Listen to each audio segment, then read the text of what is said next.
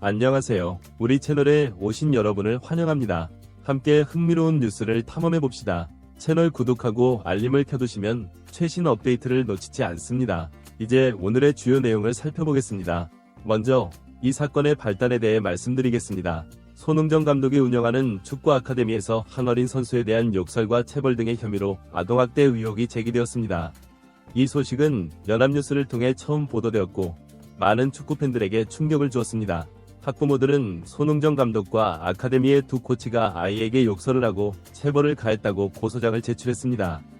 이에 대해 손흥정 감독 측은 변호사를 통해 해명을 했습니다.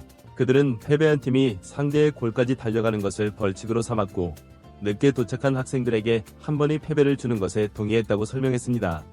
손흥정 감독은 어린 선수들을 가르칠 때 한 번도 아이들을 애정 없이 대한 적이 없다고 주장했습니다. 그러나 시대의 흐름을 따라가지 못하고 낡은 교육 방식으로 아이들을 훈육한 것은 자신의 잘못이라고 인정하며 후회의 뜻을 표했습니다. 이 사건에 대한 전직 축구 선수들의 반응도 있었습니다. 그들은 연습 중에 때로는 강한 말로 동기를 부여해야 할 때가 있다고 말했습니다. 경기 중 현장에서 이루어지는 지시나 격려는 선수를 무시하거나 언어적으로 학대하는 것이 아니라 코치의 역할로서 선수들의 기량을 향상시키기 위한 것이라고 설명했습니다. 세계적으로 유명한 코치들도 경기 중에 선수들에게 강한 어조로 지시를 내리는 경우가 많다는 점을 언급했습니다. 그러나 이 사건의 핵심은 단순한 지도 방식의 문제를 넘어서 아동학대 여부에 있습니다. 일부 팬들은 피해 아동의 허벅지에 멍이 있었다는 주장을 제기하며 이는 단순한 훈육을 넘어선 신체적 학대의 증거라고 주장했습니다. 법조계에서는 상해의 정도와 고의성 등을 고려해 아동학대 여부를 판단해야 한다고 말합니다. 한편 이 사건은 금전적인 문제로도 확대되었습니다. 손흥정 감독 측과 피해자 측이 5억 원의 합의금을 놓고 갈등을 빚었다는 소식이 전해졌습니다. 이에 대해 일부 시민단체는 이를 2차 가해라고 비판했습니다. 그러나 일부 팬들은 이 문제의 본질이 아동학대 여부에 있다고 주장하며 합의금 액수에 초점이 맞춰지는 것을 비판했습니다.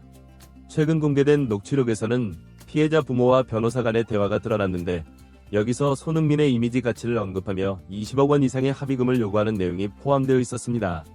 이는 많은 이들에게 충격을 주었고 피해자 측의 의도에 대한 의문을 제기하게 만들었습니다.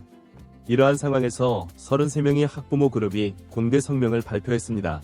그들은 손흥정 감독과 코치들을 옹호하며 아카데미에서의 경험이 매우 긍정적이었다고 주장했습니다. 그들은 코치들이 아이들을 진심으로 대하며 과도한 체벌을 한 적이 없다고 말했습니다. 또한 외부인들이 현실을 제대로 알지 못한 채 판단하고 있다고 비판했습니다. 이 사건은 한국 사회에서 스포츠 지도 방식, 아동학대, 그리고 유명인의 이미지와 관련된 복잡한 문제들을 제기하고 있습니다. 일부에서는 이를 단순한 금전적 갈등으로 보는 반면 다른 이들은 아동의 권리와 보호에 관한 중요한 사회적 논의의 계기로 보고 있습니다. 이 사건의 진실을 밝히기 위해서는 더 많은 조사와 증거가 필요할 것으로 보입니다. 또한 이를 계기로 스포츠 현장에서의 아동보호와 올바른 지도 방식에 대한 사회적 합의를 도출하는 것이 중요할 것입니다. 마지막으로 이 사건을 통해 우리 사회가 아동의 권리와 보호에 대해 더 깊이 생각해볼 필요가 있다는 점을 강조하고 싶습니다. 스포츠 현장에서의 훈련과 지도가 아동의 신체적, 정신적 성장에 도움이 되는 방향으로 이루어져야 하며 동시에 아동학대의 가능성에 대해서도 항상 경계해야 할 것입니다. 이 사건의 진실이 밝혀지고 공정한 판단이 이루어지기를 바라며 이를 통해 한국 축구계와 스포츠계가 더욱 건강하게 발전할 수 있기를 희망합니다. 먼저 스포츠 지도 방식에 대한 재고가 필요해 보입니다. 전통적으로 한국의 스포츠 현장에서는 엄격한 훈련과 때로는 체벌을 동반한 지도 방식이 용인되어 왔습니다. 그러나 이제는 이러한 방식이 과연 적절한지 아동의 권리를 침해하지는 않는지 다시 생각해볼 때입니다. 효과적인 지도와 아동학대 사이의 경계를 명확히 하고 선수들의 신체적, 정신적 건강을 최우선으로 하는 새로운 지도 패러다임이 필요할 것입니다. 둘째, 아동의 권리에 대한 인식 제고가 필요합니다. 스포츠 현장에서도 아동은 존중받아야 할 권리의 주체입니다. 단순히 메달이나 성과를 위한 도구가 아닌 성장하는 인격체로서 대우받아야 합니다. 이를 위해 스포츠 지도자들에 대한 인권 교육, 아동 심리 이해 교육 등이 강화되어야 할 것입니다. 셋째, 미디어와 대중의 역할에 대해서도 생각해볼 필요가 있습니다. 이번 사건에서 보듯이 초기의 보도와 대중의 반응이 사건의 본질을 왜곡시킬 수 있습니다. 검증되지 않은 정보의 확산, 선정적인 보도, 그리고 섣부른 판단은 관련자들에게 2차 피해를 줄 수 있습니다. 따라서 미디어는 보다 신중하고 객관적인 보도를 해야 하며 대중 역시 비판적 사고를 가지고 정보를 받아들일 필요가 있습니다. 넷째, 스포츠계의 투명성과 책임성 강화가 필요합니다. 이번 사건을 계기로 스포츠 단체와 아카데미의 운영 방식, 감독 체계 등에 대한 전반적인 점검이 이루어져야 합니다. 외부의 감사나 정기적인 평가 시스템을 도입하는 등의 방안을 통해 불미스러운 사건을 예방하고 문제가 발생했을 때 신속하게 대응할 수 있는 체계를 마련해야 합니다. 다섯째, 법적, 제도적 보완이 필요합니다. 현재의 법과 제도가 스포츠 현장에서의 아동학대를 효과적으로 예방하고 처벌할 수 있는지 검토해야 합니다. 필요하다면 관련 법규를 강화하고 신고 체계를 개선하는 등의 조치가 필요할 것입니다. 마지막으로 이 사건을 통해 우리 사회가 스포츠의 가치에 대해 다시 한번 생각해 볼 필요가 있습니다. 스포츠는 단순히 승리나 메달을 위한 것이 아니라 인격 형성과 건강한 성장을 위한 도구입니다.